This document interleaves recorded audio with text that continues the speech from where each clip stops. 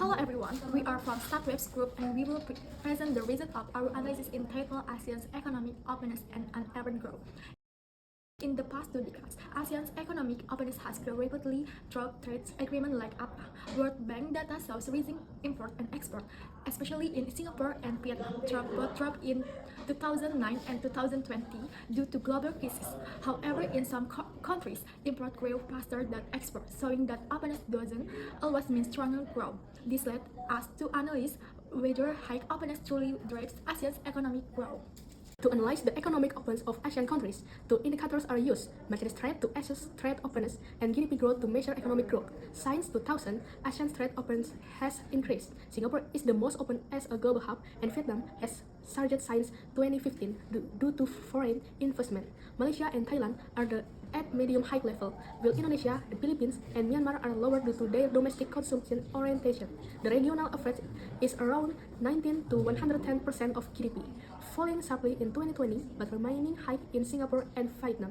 In terms of economic growth, before the pandemic, Vietnam, Cambodia, and Myanmar record the highest growth, while Indonesia, Malaysia, and the Philippines were stable at 4 to 6%. Singapore and Brunei were more volatile. In 2020, almost all countries contracted, but Vietnam remained positive, and the 2021 to 2023 period shows a rapid recovery across ASEAN. From these 2 graphs, it can be seen that Singapore has an above-average level of economic openness, but its economic growth is actually below average. This shows that high openness is not always direct proportional to economic growth. Overall, our analysis shows that the correlation between merchandise trade and GDP growth in the ASEAN region is only 0.36. This figure indicates a positive but weak relationship, meaning that increased economic openness is indeed related to economic growth, but not always consistently across all countries. Based on this result, we have grouped ASEAN countries into 4 main types. 1. Countries with economic openness and growth but above the ASEAN average. 2. Countries with high openness but low economic growth. 3. Countries with low openness but high growth. And 4. Countries with both openness and growth below the regional average. This finding form the basis for our next step in the analysis, understanding what distinguishes the economic characteristics between countries and how economic openness can have different impact in each ASEAN country.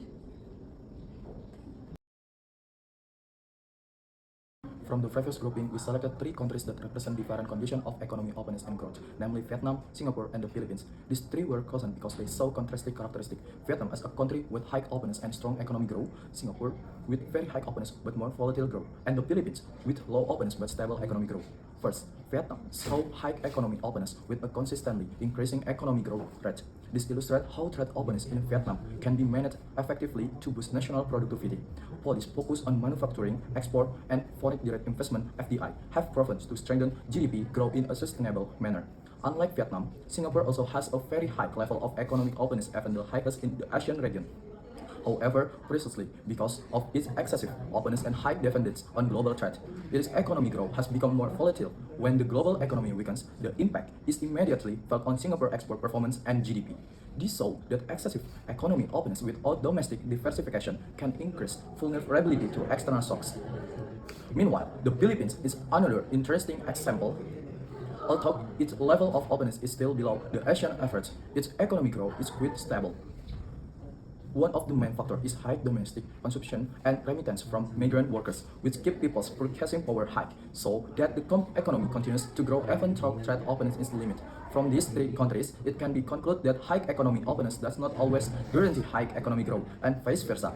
The guide lists in how each country manages its openness so that it continues to have a positive impact on economic stability.